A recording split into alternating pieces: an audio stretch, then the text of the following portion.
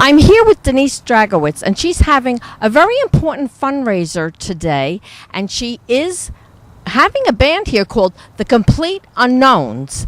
And tell everybody what the reason is for this fundraiser. Okay.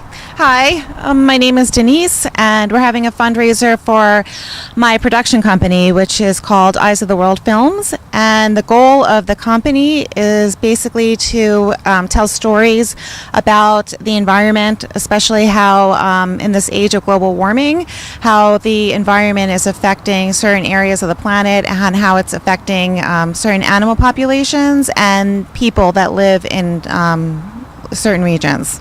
So let's tell everybody how you got started down this road. You actually graduated from Stony Brook, and you weren't originally in filmmaking. No, originally I graduated from Stony Brook with a degree in English, and then I went on to graduate school, and originally for 10 years I was an English professor. I actually worked on Long Island for a little bit here at Suffolk County College and Brentwood, and at Hauppauge University, and for a little bit at Five Towns College, but that was a long time ago.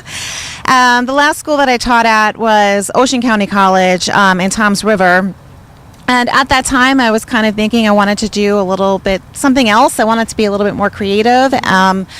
So I decided that I wanted to take some courses in film editing. So I did in New York City, and I kind of moved on from teaching and went into documentary film editing. And when I was doing that, I kind of felt more and more like I wanted to do my own projects. And then when me and my husband got together, we both had a passion about the environment, and we were thinking, why not just kind of connect both of our passions and start making films about the environment.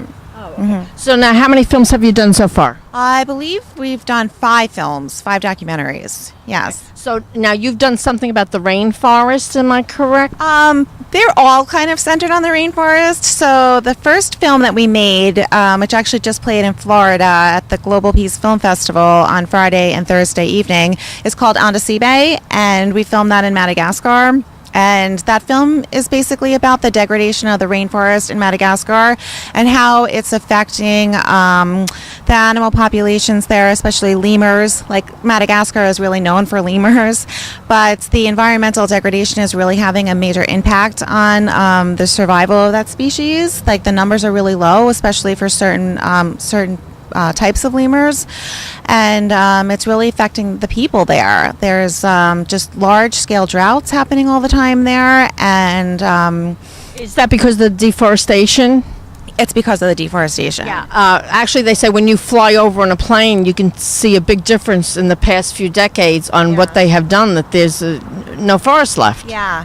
Well, recently, in the past winter, we were in Indonesia, again, filming in the rainforest there. We were in an area called Palangkaraya in Sabangau National Forest. And Indonesia, their biggest problem right now is palm oil. A lot of people can read about palm oil, like it's all over the place, and Indonesia is really known for palm oil. What do you use palm oil for? Actually, this morning when I was at my mother's house, I noticed that she had peanut butter with palm oil in it. It's in a lot of the products that we use.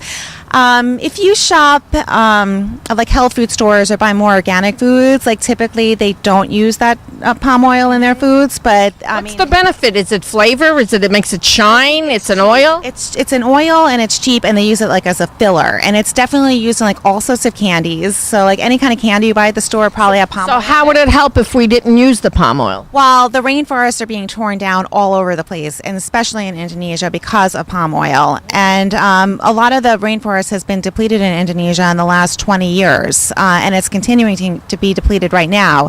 And because of that, an offspring of that is that 80% of orangutan habitat has been lost in the last 20 years as well. And that habitat is still disintegrating on a everyday basis. So, I believe that by avoiding palm oil, we can do something. We can have some kind of effect.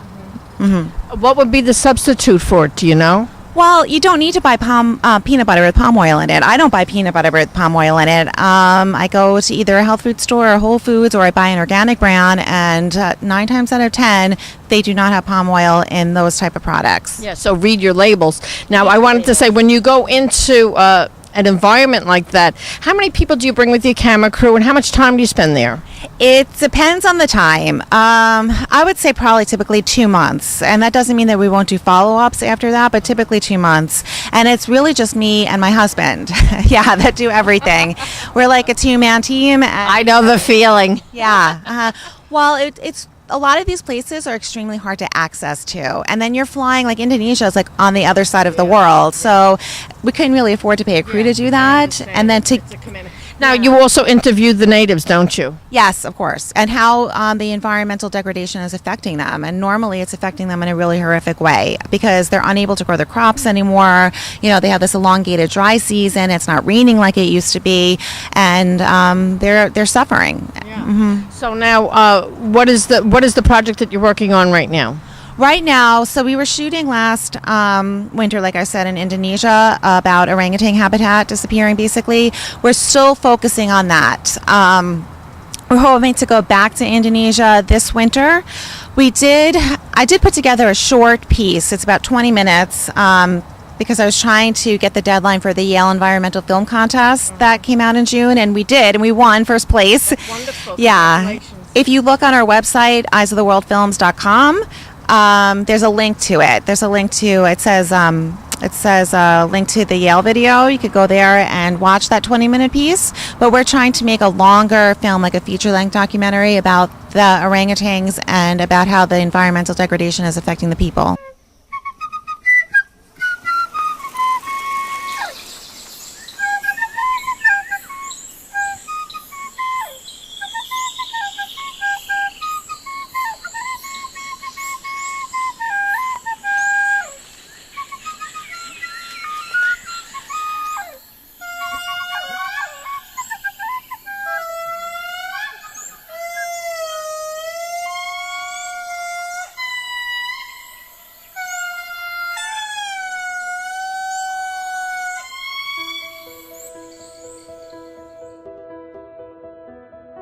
All of these places are covered of forest before.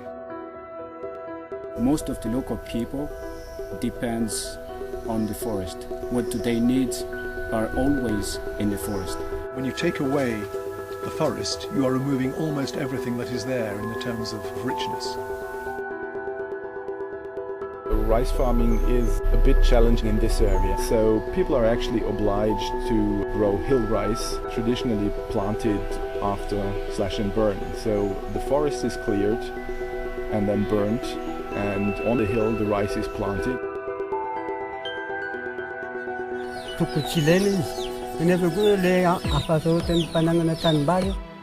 Slash and burn agriculture is as ingrained into Malagasy culture as driving cars is to Americans.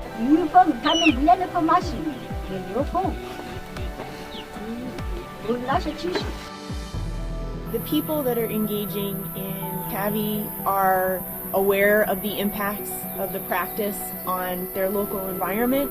5 years ago, the weather is 3 months in the year is dry, 3 months in the year is wet, but now the dry season is very longer. The slash and burn is one of the most important threats we have here. In the old days, population density was low enough for long slash and burn cycles. Now there are so many people that these cycles have been shortened extremely. There's not a lot of the historical forest cover left. About 90% of it has already been lost. About half of that was in the last 60 years or so. It's immediately apparent if you look out of an aeroplane window just what has been going on in Madagascar for the last several decades. As far as what was once the rich biodiversity of these areas, it is an absolute tragedy.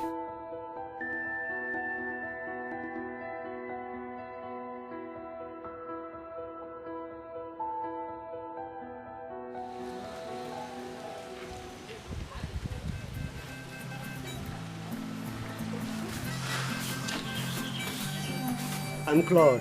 I'm the president of the Sahi Association. Our goal is to protect this area. We divide the park into 3 parts. The first one is for the conservation, the second is for the cultivation, and the third one is for the reforestation.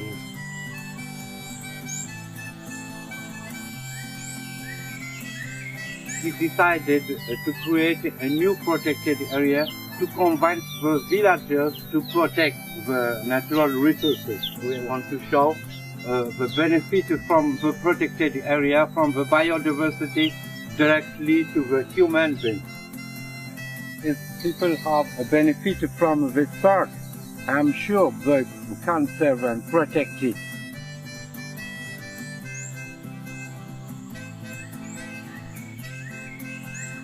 The meaning of Michindu is look for the future. We have about 20 guides. The guides educate people about what is the value of the biodiversity of Madagascar. For the time being, we have been able to restore more than 1,000 hectares of rainforest, which means that we have planted more than 1 million trees. We work together with the Michindu Association here to protect the nature.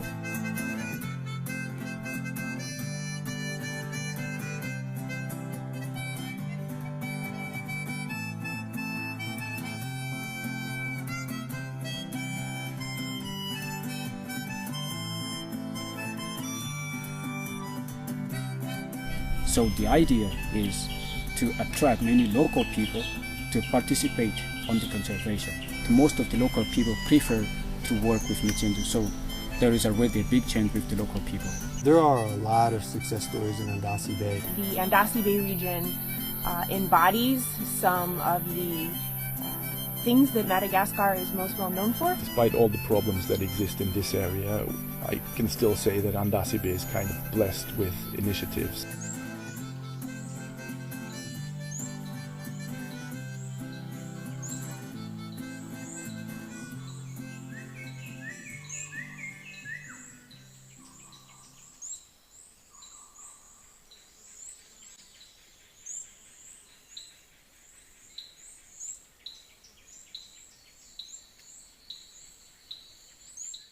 Okay, now the group that you have here today, the Complete Unknowns, are they into the environmental issue? How did that hookup come about? Well, Bob Dylan's music obviously kind of connects people that are interested in social justice issues and social causes. And so I just contacted the lead singer, and I was just talking to him about what we were doing and that we were trying to have a fundraiser to engage people that are interested in environmental subjects, that are interested in social justice subjects. And he really liked what we were doing, and so he was very interested to come on board. That's terrific. And we're at Madison Steak House that has the best food, I've got to say, and they have wonderful entertainers. There are some that are internationally known, legendary. There are the neighborhood singers. There are up-and-coming people, and the music is always great. It's always a very warm and friendly place to be, and and the wine is good too. Yes, of course, yes. Driving me insane, it's a shame how she makes me scrub the floor.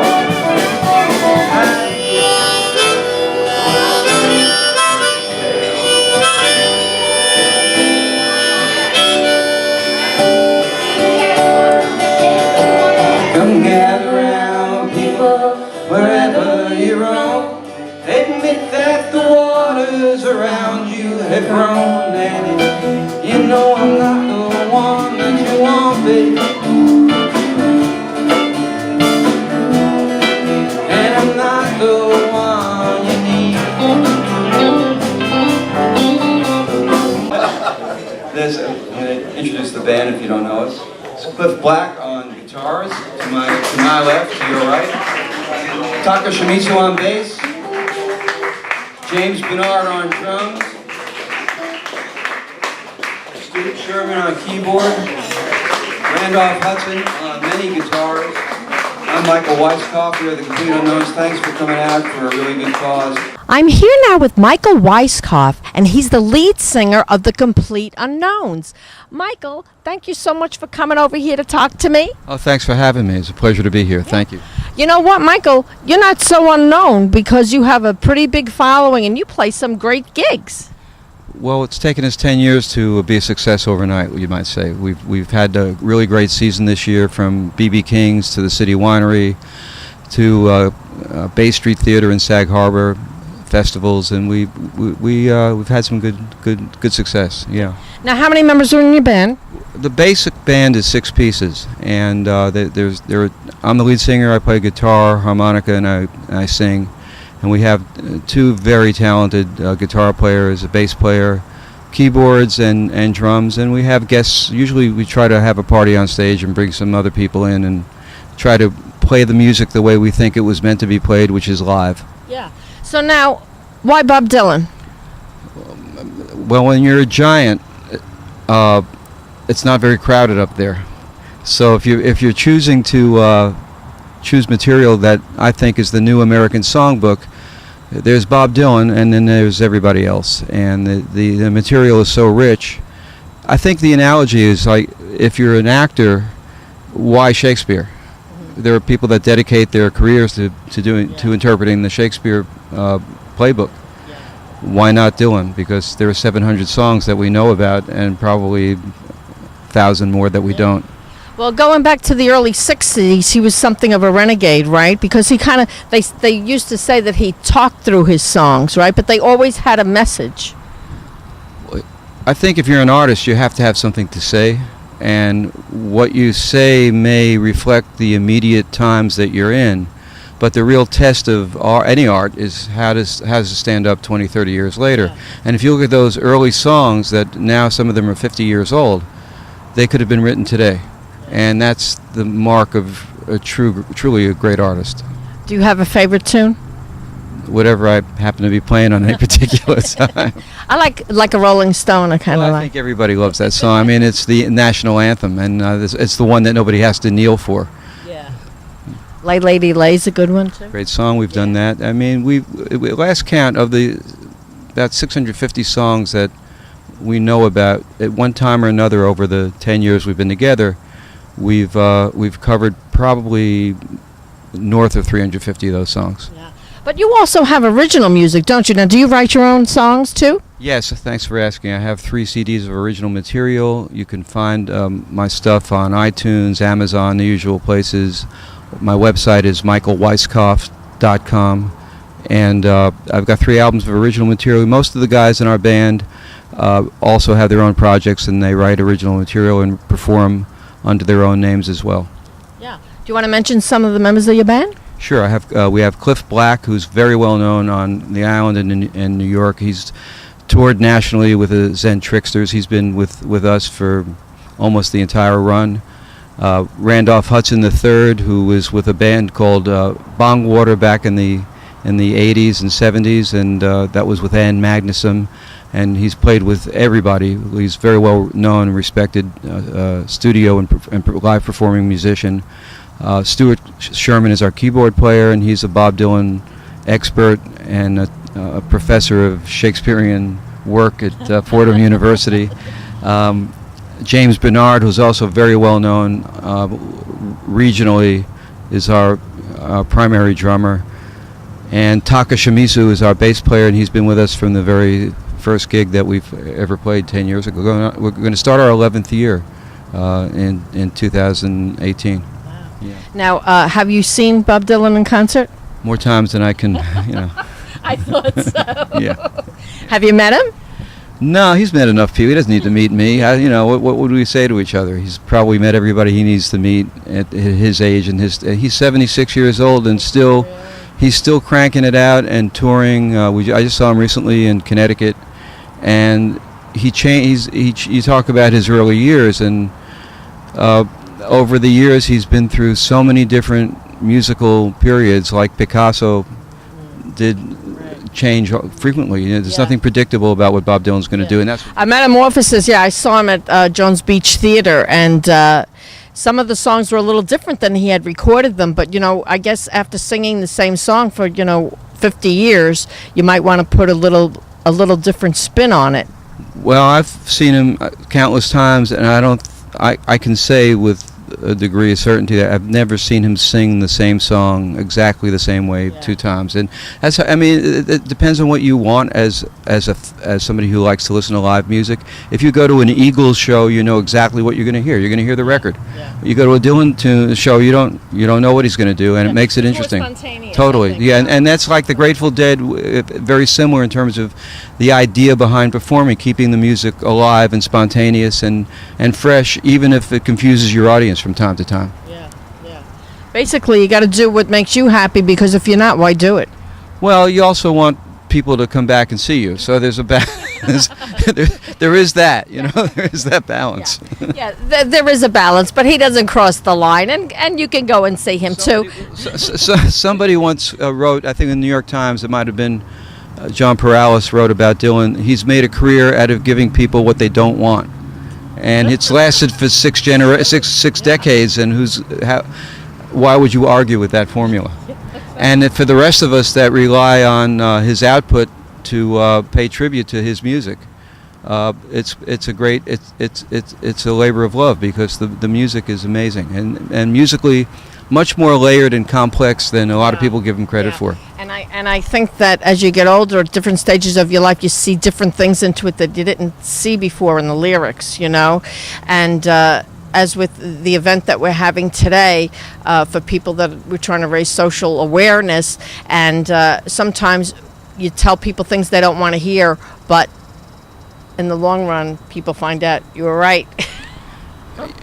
Yeah, I have nothing to add to that. Those are wise words. And again, you want to shout out, Michael, your website? Website is Michael Weiskopf. That's PF at the end.com, and you can find my music there, my original tunes, and we have recorded some of Dylan's records, music as well, and we pay our licensing fees. And I hope you come and visit our website and come out and see us. This is our last scheduled gig for 2017, but you can find us on Facebook, The Complete Unknowns on Facebook, and check us out. I think if you like Bob Dylan, I think you'll really like us a lot. So thanks for having me today. Great. Thanks, Michael. Thank you. So tell everybody, other than reading labels and supporting your mission by supporting your production company, coming out to events like this, how else can we help? And how important is it that we try to save the environment? I think it's extremely important. I mean, if we just look at what's happening around us in our country right now and what just happened in the Caribbean, these things are going to keep happening. And if we look into it a little bit more, and I mean the fires that are going on out west right now, if we look into it a little bit more, our country is suffering a great deal as well. There's very little groundwater, like in states like California.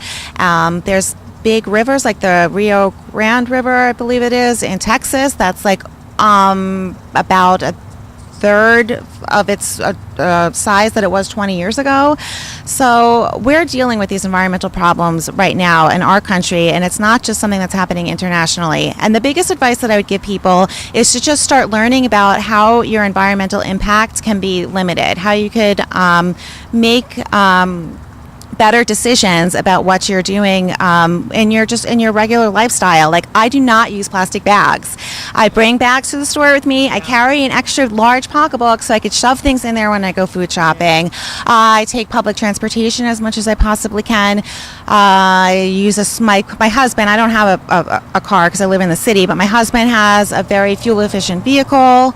I definitely read labels. I definitely eat organic. There's just so many things, so many decisions that we can make every day to have a better environmental impact. And I think that people could just start thinking about that. Like, how can I make better choices? And our choices that we make are really important. Yeah, and it all starts with us. You want to give everybody your website again? Sure. Our website, and please take a look at it, is called eyesoftheworldfilms.com, or actually .org. Either one of them would work, because we're currently transitioning to a nonprofit. So hopefully by early next year we will be a nonprofit. But we have a few different full-length movies that are right on the website. So you could come there and just take a peek at some of the work that we've been doing. And please do. Thank you.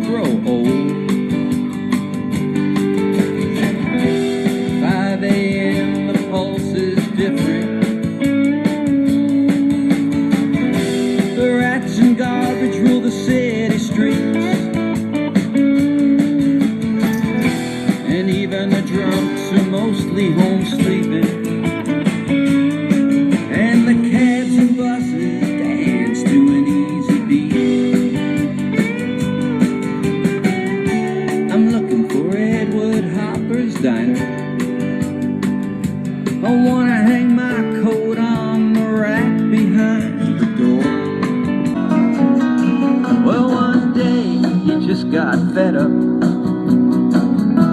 with leaving the seat down. He felt unsettled, maybe a little unsound, like watching himself through a one-way mirror. It struck his heart like a bolt of terror, the quiet hero with the tied-down small-town blues. But he was tired of being tied down, doomed to die in a small town. Didn't want to be just another suburban clown. The quiet hero with the tied down small town blues. Whispers that no shouts could drown, but I got no cause to complain. There's nothing of that life appeal, and nothing worthwhile was revealed. I won't speak, my lips they're sealed, but still, it's all the same. 'Cause every time I speak to somebody new,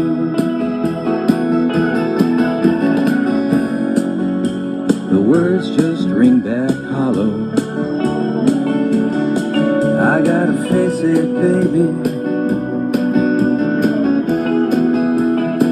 you're a tough act to follow.